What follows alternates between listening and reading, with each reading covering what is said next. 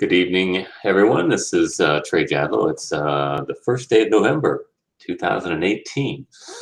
Here on a Saturday night with my friend Aaron. We've had a couple of exchanges before, and he asked for another audience. He said that most of my arguments were fallacious, and that he's given several challenges that I had not answered, and I was like, well, how did I miss those? I don't know. So anyway, welcome, Aaron. Thanks for joining me. Hold on. It's December 1st, by the way. You said November 1st. Did I say November? I'm sorry. Yeah, it's Christmas season, so it's almost Christmas. So anyway. Winter solstice. Whatever. I'm leaving it open up to you, whatever you want to do. We can talk about whatever you like to talk about. I mean, I'm guessing you want to talk about how my argument is fallacious, and I'd like to know how you rebutted it because I haven't seen it. So what we're recently discussing, the Facebook group page? Yeah. Okay. Yeah, so I'm not a philosopher. I don't spend my time investigating this stuff, obviously. You spend a lot more time doing it than I do. So I kind of do a lot of this stuff just, as I'm working or whatever, just kind of for fun. But so please educate me where I'm wrong here. But if you just want to briefly kind of go over actus purus and what that means.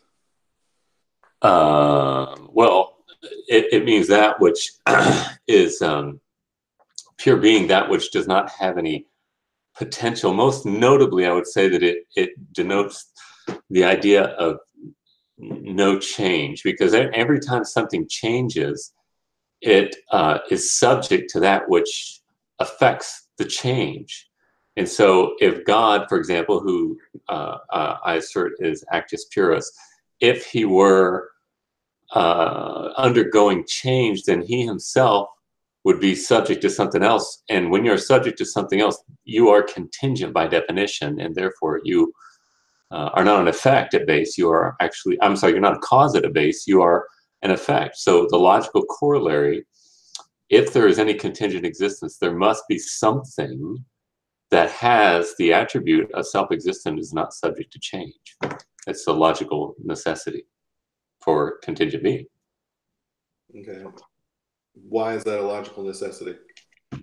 Because if something that is potentially something else, in other words, it's that has potentiality, it is an effect at base, and it must be affected by something that's already actual in order to be, and therefore you cannot have an infinite regress of non-existence affecting itself before it is.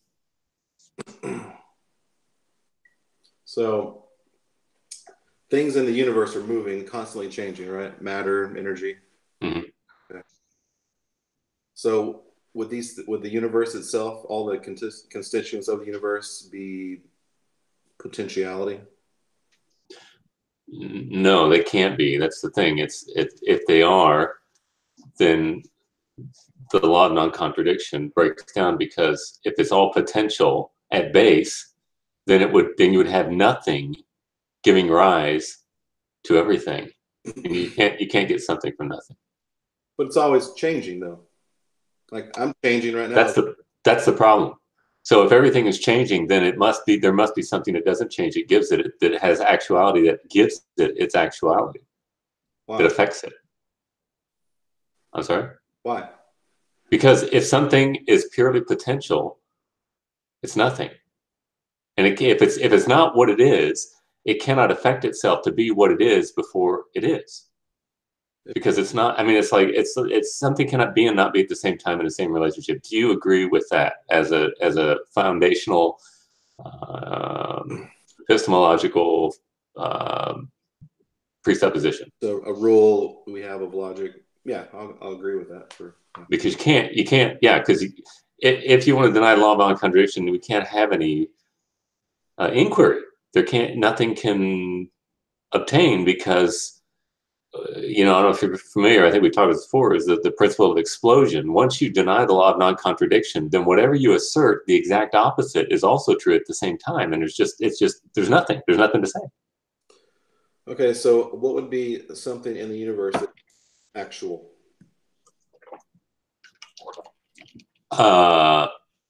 God, that's what this whole conversation is about. No, not pure actuality, just something that's actual.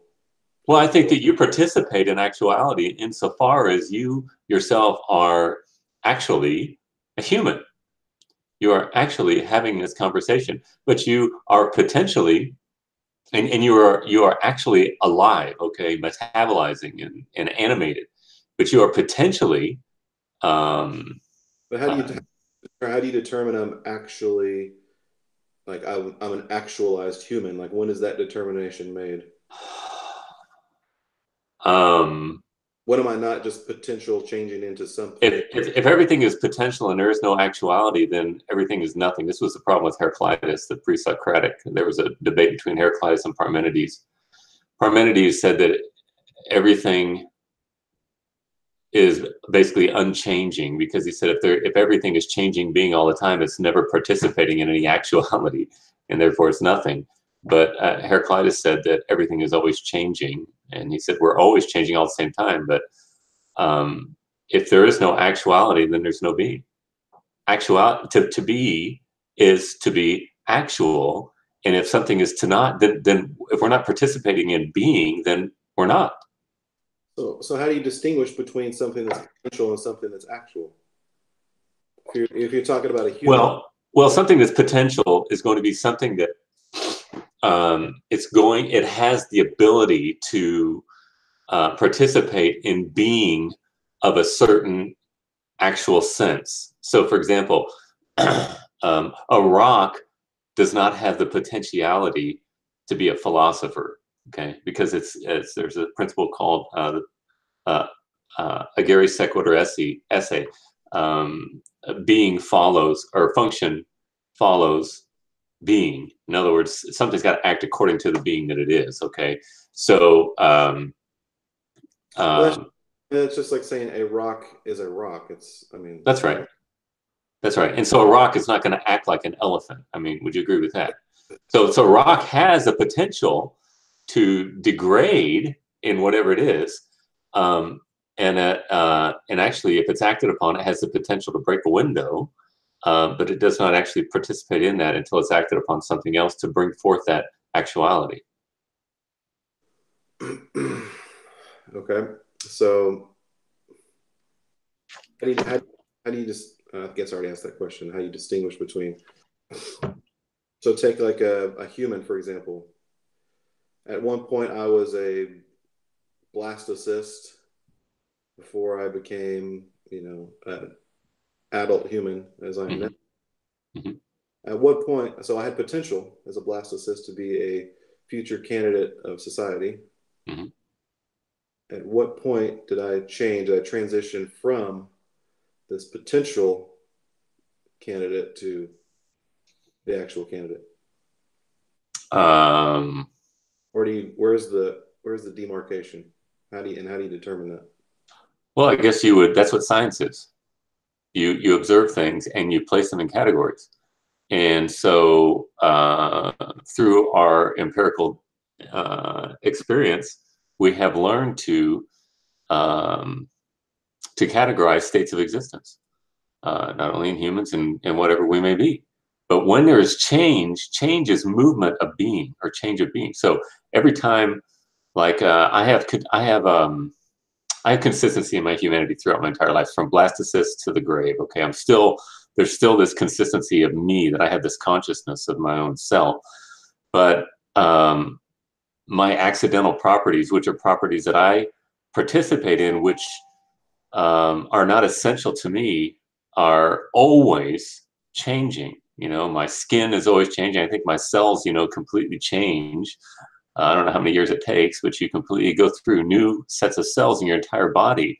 And so there's a sense in which Heraclitus was right in saying that we always change. There is change, but there's also continuity of being. So, I mean, It's just something that we check. But the very fact that we can see things going from one state to another, that gives us the ability to even posit to such a thing as potentiality and actuality and scientific inquiry, placing things into categories. This is how they work.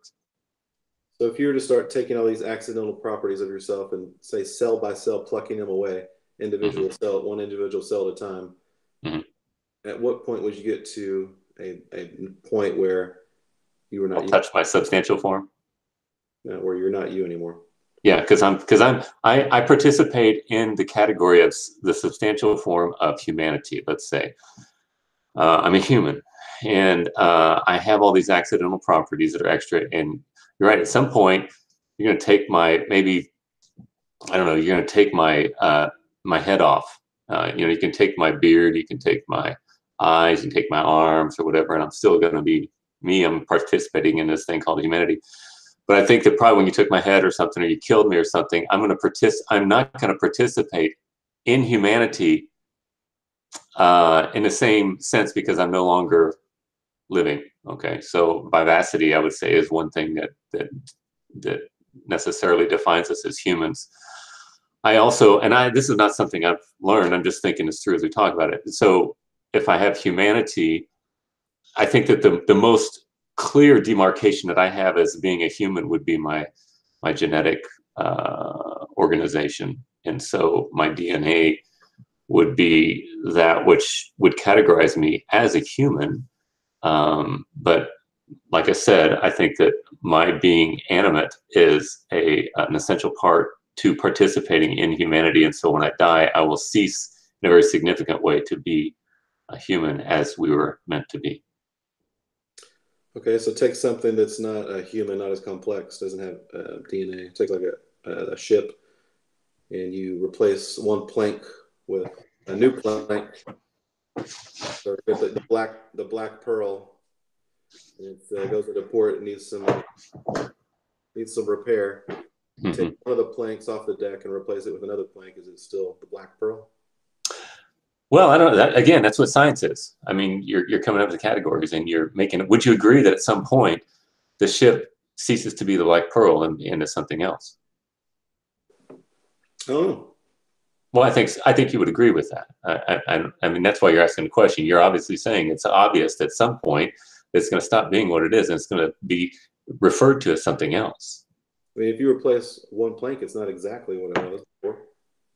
That's right, but you still recognize that it has continuity of being, and you have not touched its essential character. Okay, so the question I asked you originally that I said you never answered was, if God is pure actuality, meaning zero potentiality, how does potentiality arise out of pure actuality? Okay, and as I stated that it is true that God has active potentiality. In other words, he has the capacity to create, but he does not have the capacity to, it's called passive potency, to be acted upon. So for example, when we walk to the beach, the example is given, I've given it several times, where you're walking in the beach and you are walking in the sand and you are exercising active potential upon the beach. You walk in it and you're changing that sand and you're putting your footprint in that sand, okay? And those molecules of sand are changing because of you. However, if you look at the bottom of your foot, that sand is also acting upon you and putting indentations in your foot. So there's both active and passive potency going on in us. So what God has that capacity to change, but he himself is not a participant where he is undergoing change himself. And if you want to say that he is, you have to say that God is both active and passive at the same time. Then it logically follows that he is contingent. And it goes back to that problem with the infinite regress, that God is an effect before he's a cause, and you just have nonsense. So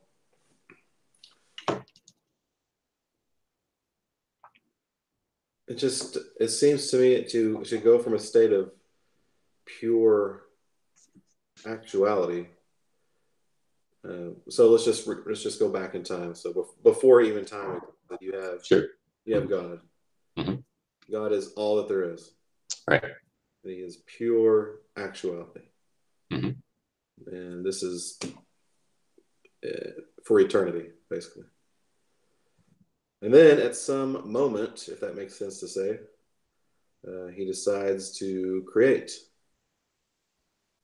And upon creation comes potentiality. Hmm. You have a state of pure actuality, which is God, transitioning into a state of potentiality. Well, not he himself doesn't undergo the change. But he's all that exists. So what is it that's what's No, he's not all that exists, because once he creates, that's where the whole doctrine of creation ex nihilo comes in.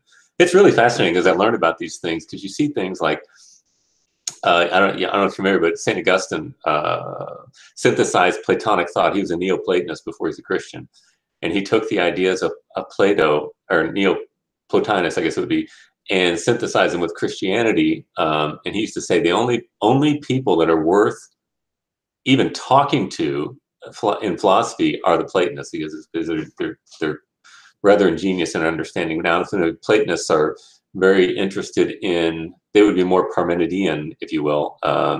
They're rationalists. They're into emphasizing the unity, whereas Aristotelians are a little more on the diversity side, and they're not rational. They're more empirical. They tend to be, although Aristotle was a disciple of Plato.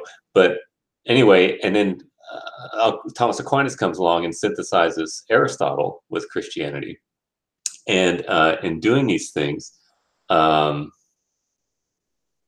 forgot what my point was going to be.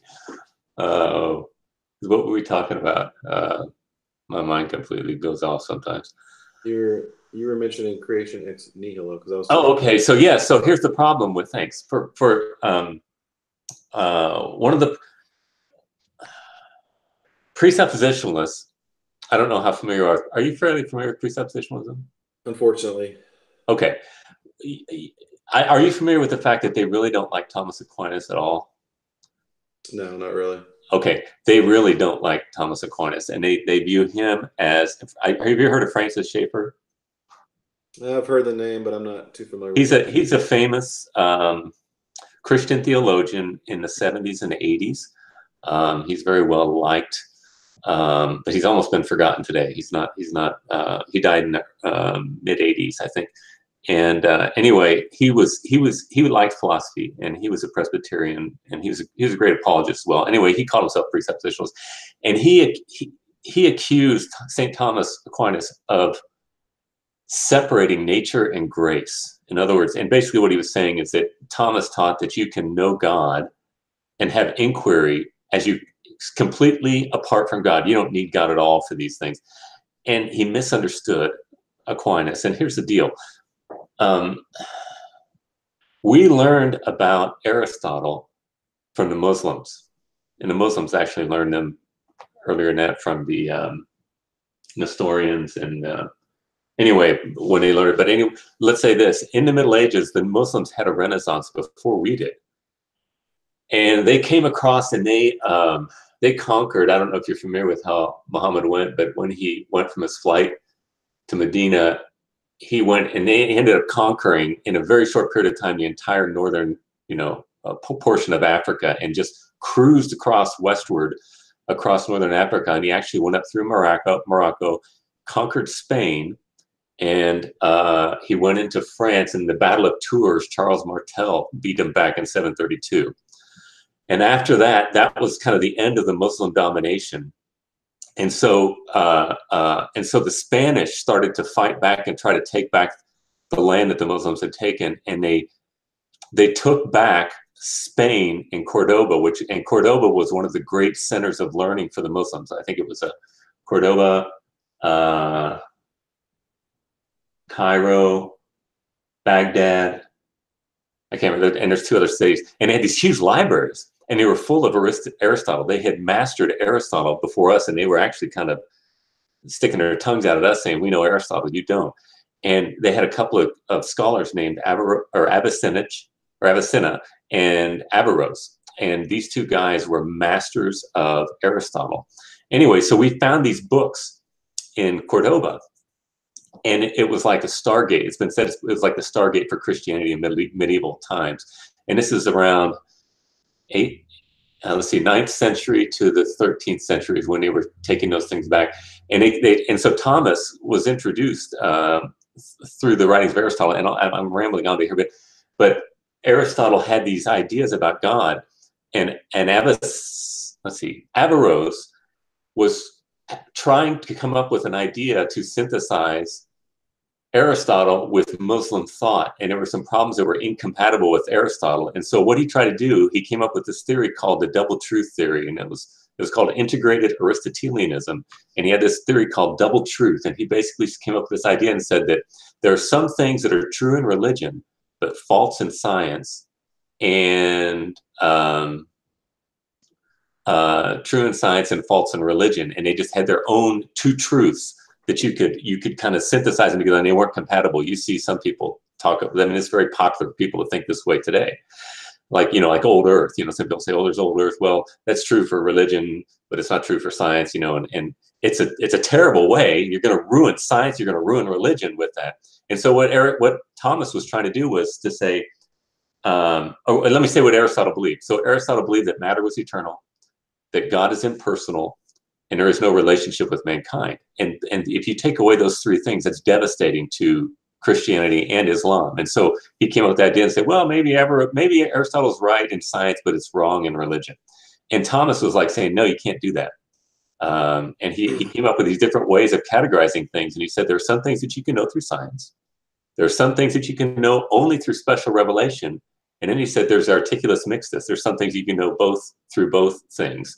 And one of those things is God's existence. We know God's existence apart from the scriptures. We can know that's what Paul says in Romans 1 and 2. But we also know God in a very specific way through special revelation. And so what the presuppositionalists do, they said, oh, Thomas is just trying to introduce secular thinking and saying you don't need God to know. And so they overcorrected and said, you got a special revelation for everything. There's no such thing as natural revelation. That's what most of the more passionate ones teach. So they've got this idea that Christianity is incompatible with Aristotle, and they didn't want to question Aristotle. Well, Aristotle was wrong, and all that. I'm saying all that to say that Aristotle's idea that matter is eternal is irrational. I mean, it boggles my mind that he would even think that, because if in fact matter is eternal, then matter, if it's eternal, it must be non-contingent. Now, he believed in the unmoved mover. It doesn't make sense because he held to God being the first unmoved mover. Logically, he speaks that, but at the same time, he says, but matter is coextensive with God, or it's not him, but it's always along with him. And so what God does is he moves everything eternally like that. But that makes no sense because it can't be self-existent, and if it's contingent, without that upon which it depends, it cannot exist. And so the only thing that makes sense is creation ex nihilo. So you got Aristotle and Plato fighting it out, and there being a time of skepticism, and it's really Christianity bringing a new synthesis of being and becoming. And I think it was the apex of that was with St. Thomas. I mean, Thomas didn't bring a whole lot of new stuff. He just refined things to Christianity. And so as we learn these things, the only thing that makes sense is that matter was created out of nothing. It's kind of like Stephen Hawking said, the universe, almost everyone now believes the universe and time itself had a beginning at the Big Bang. And I think he's right about that. That doesn't make any sense. Okay. You can't have God, pure actuality at one point, and you can't have God here, pure actuality, all that there is. And you're going to say then? No, you can't have God, all that there is, and nothing over here. There's just nothing. Nothing is not a state of being. You're characterizing nothing as something. No, I'm characterizing it as like absolute E- nothing. Say God Empty create, space. if God create, he wouldn't create out of nothing. He would create out of himself because he would be all that exists. Okay, well then now you're moving into pantheism. Everything is God. But if that's true, then God is both being and becoming at the same time in the same relationship, and that violates the law of identity. Well, I'm just saying he can't create. There's not nothing. Sort like there's no God surrounded by Yeah, nothing. but what you're doing when you're saying nothing, you're positing it kind of like those goofy cosmologists like Lawrence Krauss. You're defining nothing as something like an empty space or something or a vacuum. That's not what I'm saying. No, I'm just There really is there's nothing there, and he can trying bring to it out. trying to represent it like because when you're saying God created out of nothing, to me that's just it's kind of nonsense. Because if you want to say God was all that there is, God of pure actuality, once he starts to create, he's not creating out of nothing. He's creating out of something himself. Okay, well, if he's creating out of himself, then everything is God, right? Yeah. Okay, and if everything is God, then change is not true. I don't know about that. Okay, tell me why. Because you can't have change out of pure being. Pure being cannot be both changing and unchanging at the same time, the same relationship. It violates the law of identity, the law of non-contradiction. Goes back to my original question to you. Potentiality is a potential for change. And if you have pure actuality, I don't understand. I don't understand the transition. Like, what's the mechanism? How do you?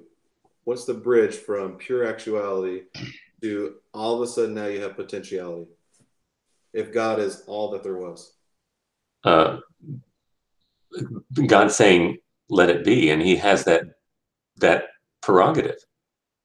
Okay. I mean, when you say mechanism, are you talking about like a saw that he used or something? Or I mean, I get people try to use that with me sometimes, and they'll say, "Oh, well, if you can't tell me exactly how it happens, that's not true." It's like, well, I hope that's not what you're asking because it's really irrelevant. No, but it would just be a otherwise it's just a just so story, as you say. No, no, it's not. It's a logical necessity corollary. So hold on.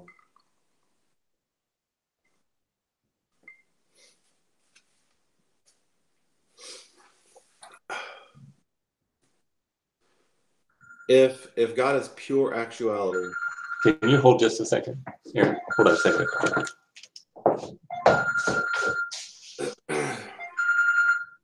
Hello.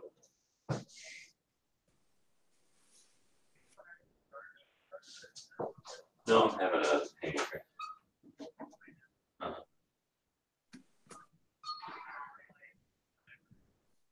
Okay. All right, buddy. See. Sorry about that. Okay. so you're saying he willed creation. I'm sorry? So he willed creation is what you're saying. He's pure actuality, and then he wills creation. Yes. I mean, and we're going to be using improper attribution there. In other words, called ad extra predication. We cannot participate in simplicity. So we've got to make the statement about how God acts by way of complexity, but that's not exactly how he works. But that's the only way we can do it because we are potential and we think that way. We got to predicate. That's how we do our logic. So could he have willed otherwise? You know, I have people say that. In fact, I was just listening to a teaching today on that, and he was talking about, yeah, God could have willed it other way. I don't know. I don't know. I don't know that thing. It seems to me that it would have to be necessary. If he's pure actuality, he could not have willed it the other way. What do you mean? Let me say this. God is not standing before an array of choices. This is the thing that people misunderstand about God's free will. When we say God has free will, we're not saying God has free will like I could go to the store, I could go to Walmart, I could go to another grocery store or something, or another store. That's not what it means for God to be free will. For God to have free will, it means that he is not determined by anything other than himself in whatever he does.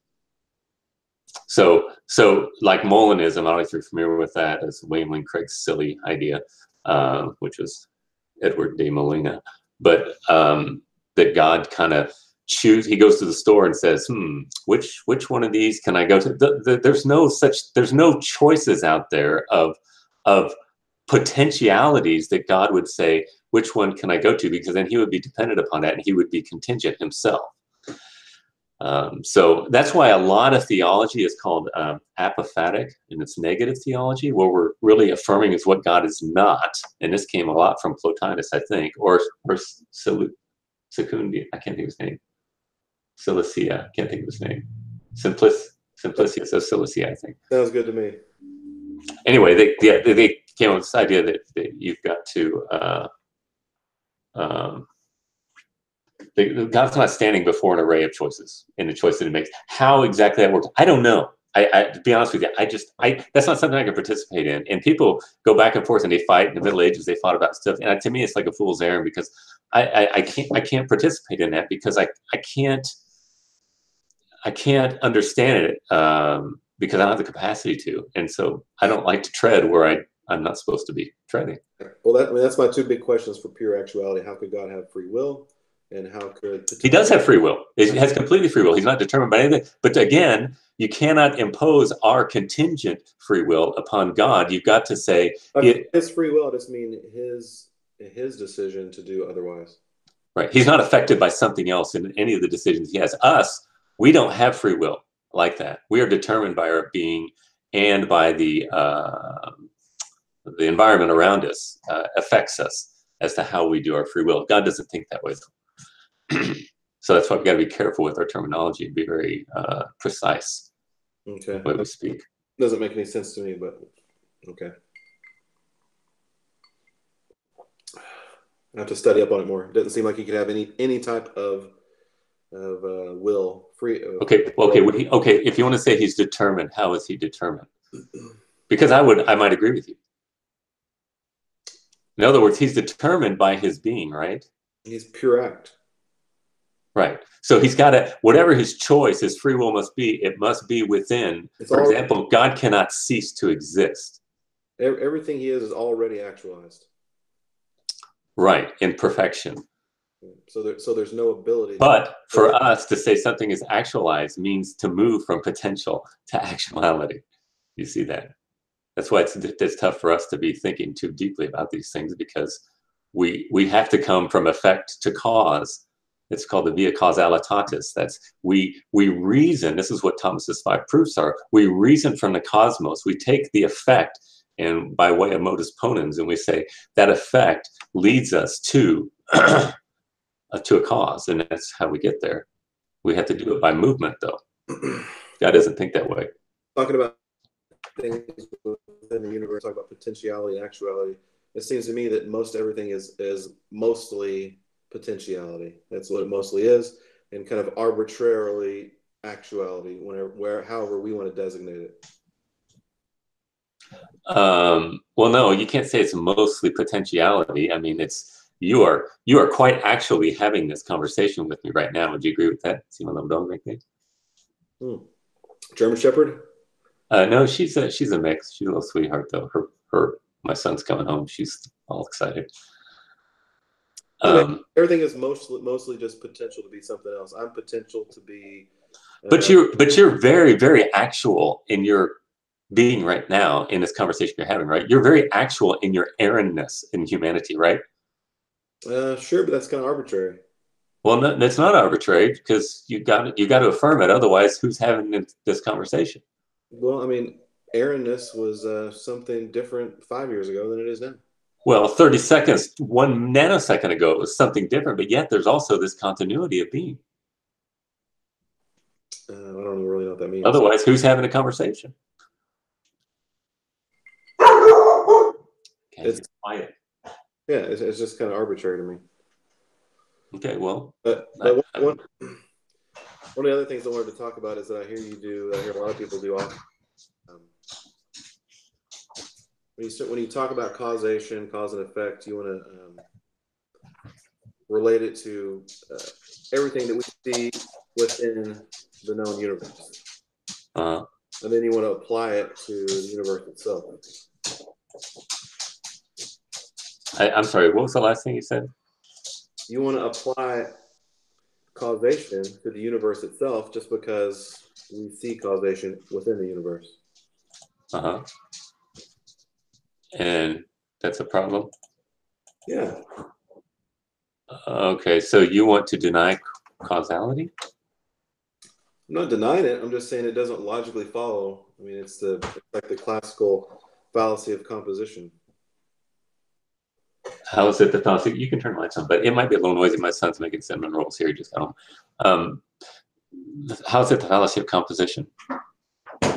Well, because you're saying because things within the universe are caused, therefore the universe is caused. I mean, it just doesn't logically follow. Well, it seems to me you're making a fallacy of composition. You're saying that if you put, this is the same. This is one of my favorite arguments against me, but it seems kind of funny to me. If you're saying that everything, tell me this: how many potentials does it take to put together to where it all of a sudden becomes eternal? How does that work?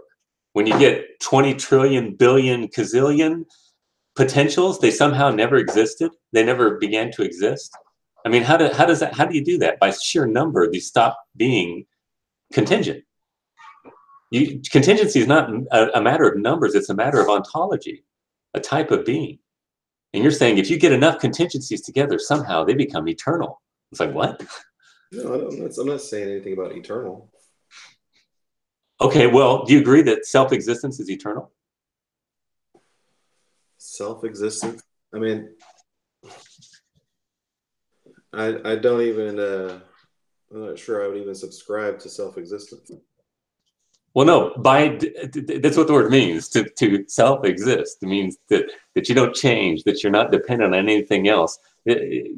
For the moment, you can say you don't believe self-existence exists, but just what the word means, that's what the concept is. Yeah, but it seems nonsensical to me. I mean, I understand what you want it to mean, but well, yeah, but you need to demonstrate the problem with it, and I mean, you just can't say, "Well, I don't like it." my problem is taking, constituent things within the universe and saying that things are caused, and then trying to apply that to the universe itself. I mean, how do you make sense of that? Well, how wouldn't you? I think it's page 109. How wouldn't you apply it to all the universe? How else am I supposed to apply it? I mean, why would you? I mean, all we know is the universe, the known universe exists. We live in. We can right, and we know that it's changing, right? We see matter and energy. It changes form. We have the conservation of energy and matter, as far as we know. So there's not actually like something really coming into existence. Everything already kind of exists as matter and energy. It's just kind of changing form. Right. We kind of arbitrarily label things as this came into existence or that came into existence.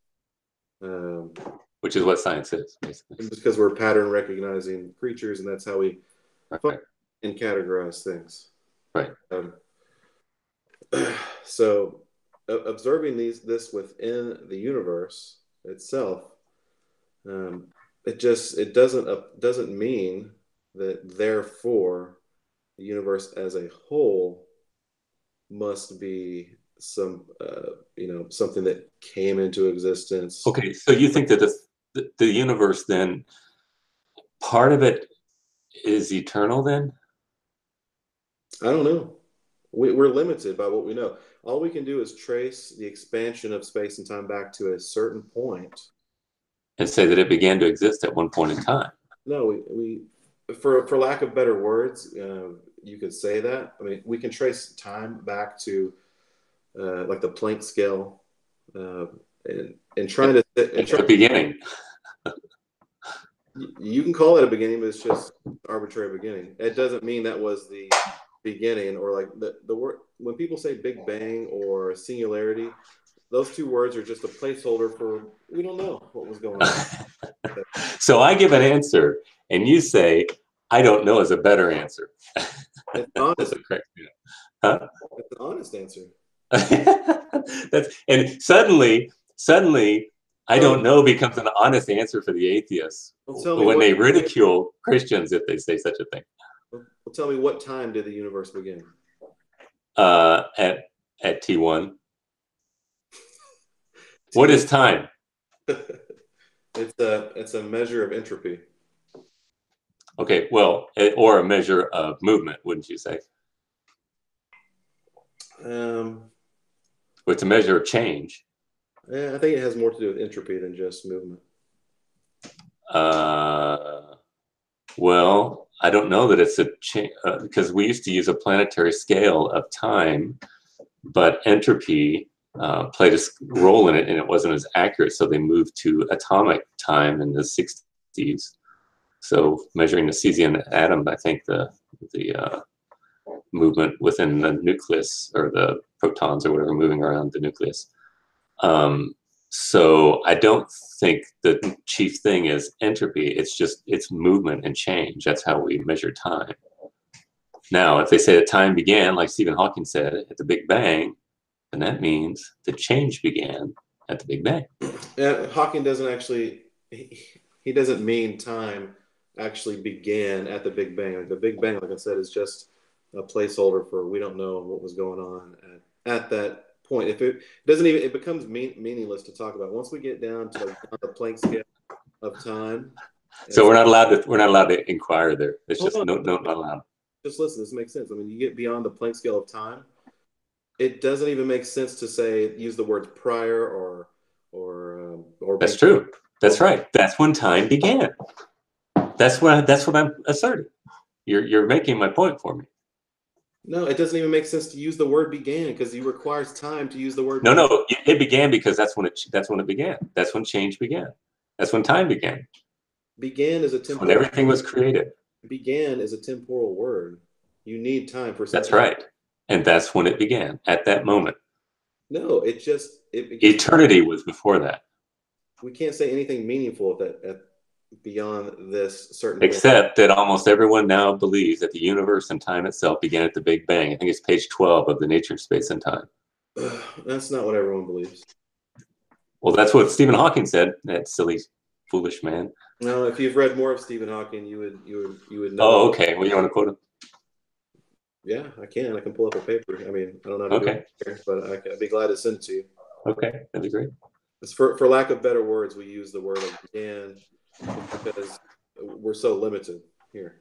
But beyond a certain, all physics, Einstein relativity breaks down, doesn't work. We don't have a theory of quantum gravity that yet, so we can't tie the quantum, which is the real fundamental reality, is the quantum scale. So we don't even have a quantum theory of gravity to connect quantum physics with, macro scale Einsteinian physics. So we get back to these certain points where, like I said, it just becomes meaningless to even talk about. We don't know, or I don't know, is the only answer we have right now. Don't do too much, buddy. Yeah, well, I would agree with all that. So applying these things like causation that we're used to within the universe to, before the universe, I mean, it just to me doesn't make any sense. It's just kind of meaningless. I mean, So we just want to say we don't know. Everything is dependent in existence, and the only logical thing is that something is self-existent, gave it existence, but we don't want to say that because that's inconvenient. So we just say, I don't know. no, I don't. I mean, I don't know why you would say that. Because I think for myself. I care about thinking about deep things. You like to go to that line and say, nope, and you put the yellow tape. Caution, crime scene, nobody's allowed to think here. Nothing going on here. No. and That's fine. I understand what your thoughts, but you don't have a way to like demonstrate them. I demonstrated for years, and you guys just get your tails handed to you, and you just get mad and start calling names. You're not. You're very nice and very thoughtful. I appreciate that, Aaron. But you can't imagine how many atheists have blocked me and won't talk to me anymore. Just call me. Have you seen my fandom page, my Wikipedia page on Google? I think I briefly came where across. they just lied about me. It's just full of lies. It's so stupid. But anyway, that's what I get. Thanks, guys. Anyway, So anyway, that's about it, I guess, on that. The only other things I said I'd mentioned before my previous video was basically on evolution. You know, that what you deny for some strange reason. well, as I said in our last video, I said I don't deny the evolution that has been empirically verified. I mean, I have no problem to say that there's you know, adaptation and change affected by natural selection, historical contingencies, and those types of things. That's basic. My problem is that you have a system which has teleology unintentionally. That's ridiculous. Or teleonomy is what an evolutionist would call it, but it's no different to me. It's the same thing. You can't have purpose unintentionally. What's the purpose? I'm sorry? What purpose? The purpose of salvation. Who has what of salvation? You're seeking salvation by having this conversation with me right now, seeking to save the phenomena of existence. What? I mean, I don't even understand what that means. You want to find out truth. You want to find out answers, right? Me personally, yeah, I do. Why? Not everybody does. Why do you want to do that? In fact, most people don't, I would argue. No, they actually do. They do. That's what science is all about. That's what science is about, salvation. That's why people do science, for salvation. Salvation? Yes. You're trying to save the phenomena of existence through your inquiry. Do you agree with that? I don't even know what that means. Save the phenomena of existence? That's what Plato said. That's what we're all about. That's what philosophy was for him. That used to be science. Now it's purely empirical silliness. But yeah. So everything that everybody does, every law that we pass in our land is for the purpose of salvation. Everybody is seeking to live as long as they possibly can, aren't you? No. No, you don't want to. You want to kill. You want to. Why don't you stop eating tomorrow then? I don't want to, because I want to live longer than that. I don't. Okay. You're seeking salvation. Okay. Now, if you could live an extra 20 years and be perfectly healthy, not suffer the difficulties of old age, would you like to do that? If I could live another 20 years? Then 20 years longer than you would normally. It all depends. I mean, if all my family's gone, then no. No, all your family's there. Everything is great. Everything is, in fact, much happier than you are now. Your last 20 would be the best 20 of your life. Would you like to do that? Everything's hunky-dory? Sure. Okay. We have been determined to do that. You got to ask yourself the question, where did that come from? That's only because of the quality of life. If I was miserable, then no. A lot of people don't. Sure. And people want to die because they've either given up on their hope that they can't. For example, both of us are interested in salvation. That's what motivates both of us for everything. Mine is eternal life. Yours is not eternal life. But as much as you can, you want life. You want your children to have the most peaceful, long life, happy life that they can possible. Yeah, I mean, I don't know why you're calling that salvation. I don't know why you wouldn't. What else would you call it? Because there's either life or there's death. And if you're saving life, that's called salvation. You don't like the connotations, religious connotations to it. And I'm not necessarily trying to impose that. I'm just saying that's just what it is. Saving, I mean, yeah, I don't see it as saving life. Let's don't follow that. Well, let's imagine you just did nothing. The whole world, all the humans stopped doing anything. What would happen? Death would ensue, right? They stopped eating. They stopped moving altogether. They stopped caring. Okay.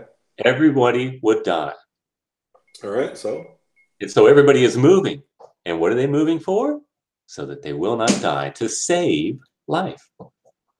No, you overread purpose into everything. Okay, tell me. This is what you do, and this is what I see religious people do all the time. I think you guys are just wired to overread purpose way more than... Okay. Mitigate me a little bit and show me where I'm wrong. In reading purpose? Yeah. How am I over-purposing purpose? because even though it's some of the most basic forms of life behave the same way, and they have no purpose. It's just Well, give me an example, because I mean, when a dog eats its food, it's trying to save the phenomenon of existence as best as it can. It's only programmed, it's only able to do it at a very rudimentary level. Even, microorganisms are saving a phenomenon of existence. They're programmed toward either replication or toward continuing on, moving on. Now, I'm not saying they're sentient like we are, but they are moving toward the phenomena of salvation. you're just anthropomorphizing bacteria. I mean, that's all you're doing. Well, to a degree, I would grant that. Yeah, But there is movement toward bacteria. Wait a minute.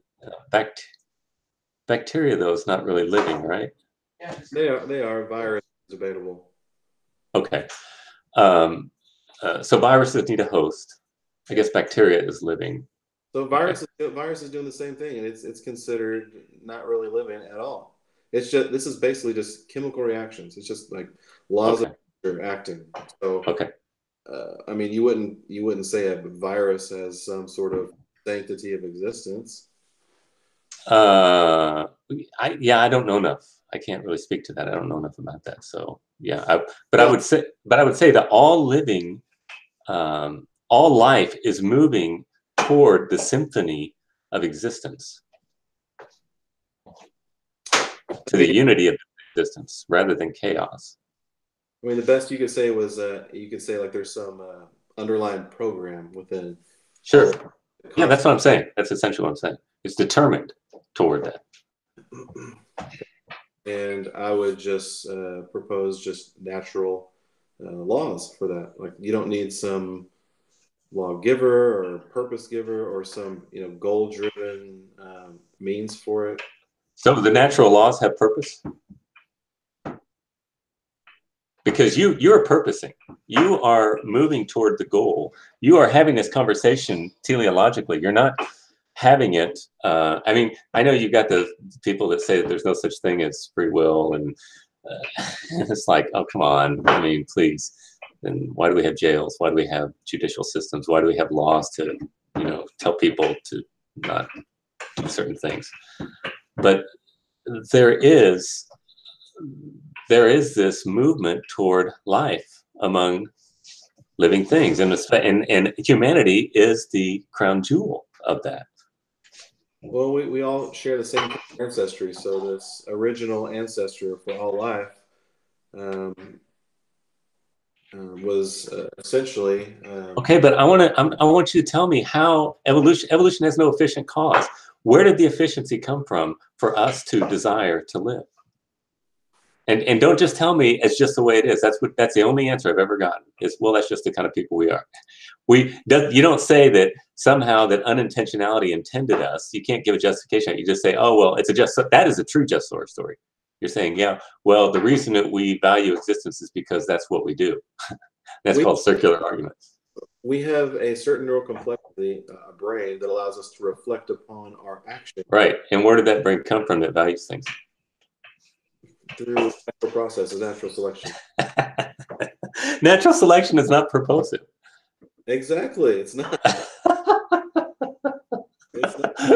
You guys crack me up. Oh, it's just a just so story, Aaron. To get it now. It's not a just so story because there's actual empirical science to justify this. Okay, do you need help? I'm not going to be able to do this. Okay, double the recipe. Make the cinnamon stuff with butter. Yeah, but should I make this all as one?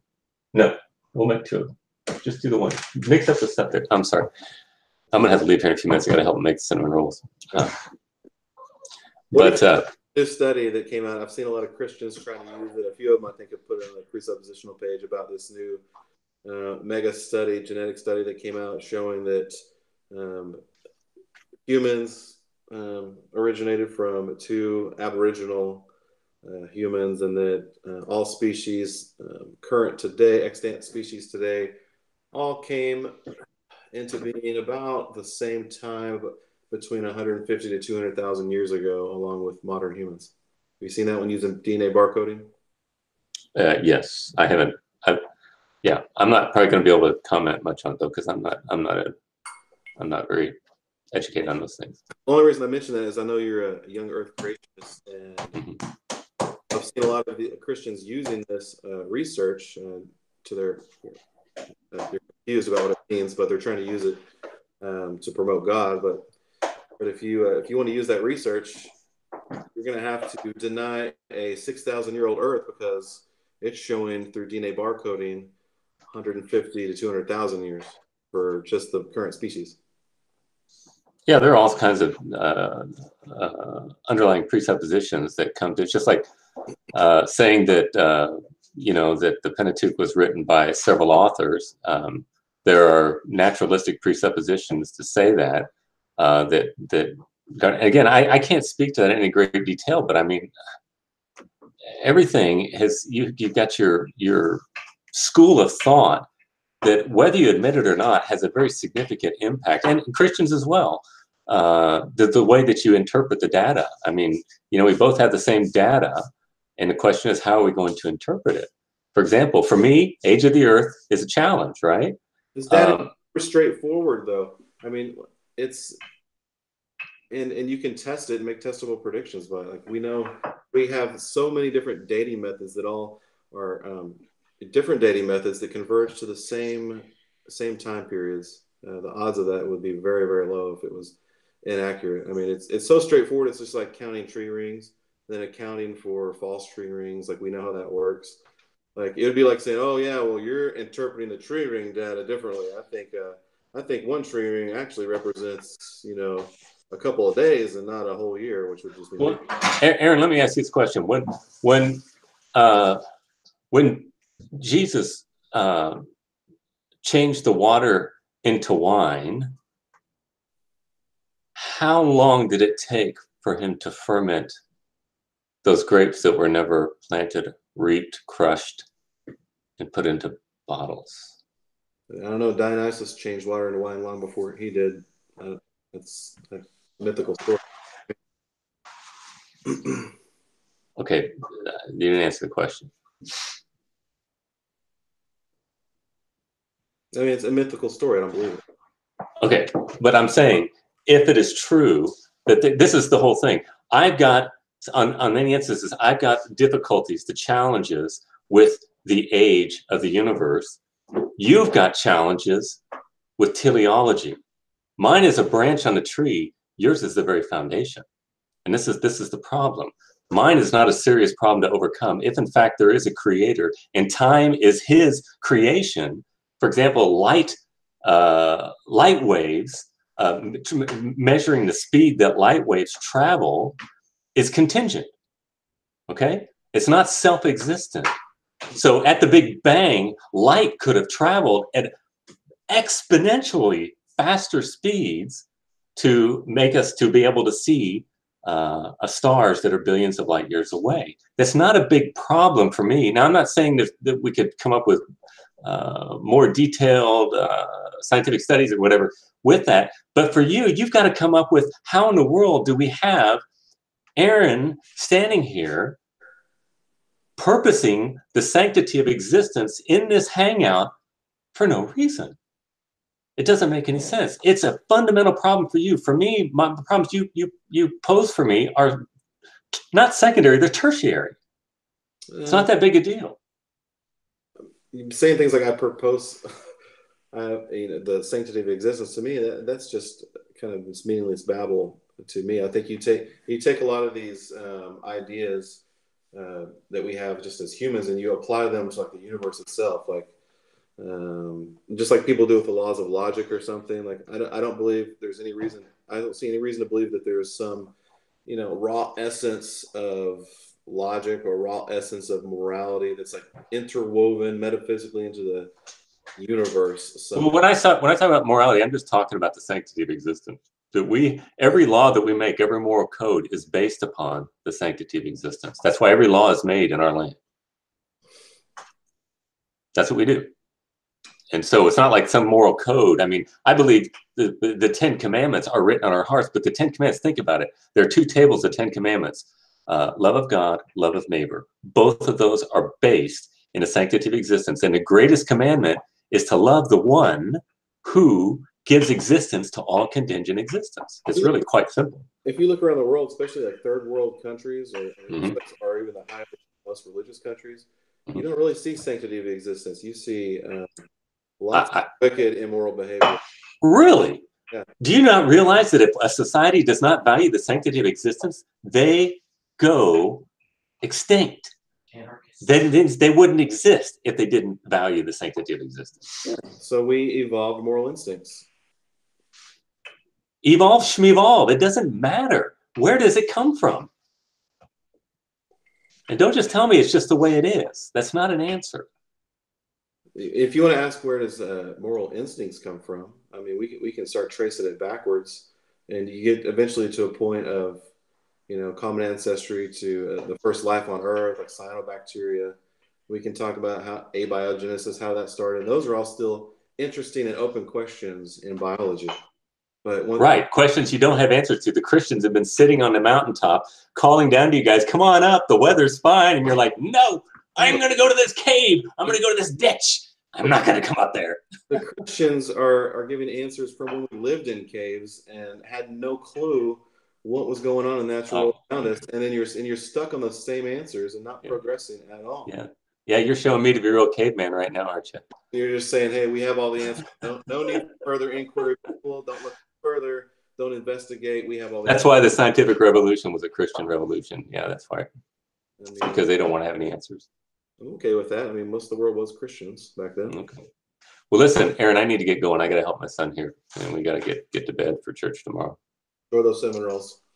What's that? Enjoy those cinnamon rolls. Okay, I will. Thanks so much. I appreciate the conversation, and we'll probably have one in the future again, okay? All right, later. All right, blessings. See you.